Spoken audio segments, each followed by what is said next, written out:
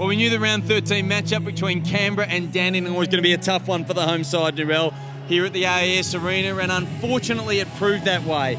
Dandenong were too good, but gee, the Capitals gave them a challenge early. Look, they did, and they probably threw the gauntlet out to the Rangers really early on. It was not the start that the Rangers was looking for. However, the fact that they were able to stay in the match and go into the lead at quarter time was pleasing for Mark Wright.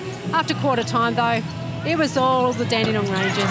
What did Canberra do so well in the first half, and in particular that first quarter, that they weren't able to sustain?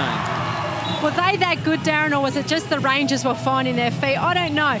The Capitals did play some of the best basketball that we have possibly seen this season, and I think a lot of that stemmed from their defensive intensity. Yep. They were able to get some hands, some deflections, they were able to get rebounds, which we've seen them struggle with.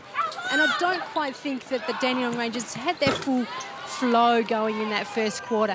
Once that first quarter was over and done with, though, and the Rangers' confidence lifted, it was a tough going for the Capitals. The margin was 2 points at quarter time, then it was 17 at half time, and then 30 at three-quarter time. Dandenong were dominant, 29 points to 16 in that third quarter.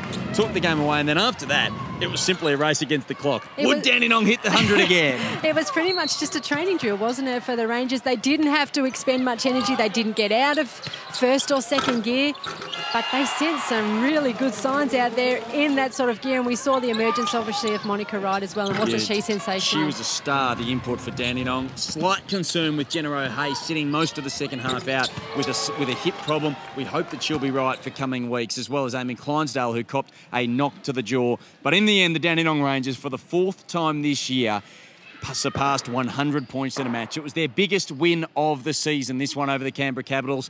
Dandenong 101 39-point winners over Canberra, who ended up on 62.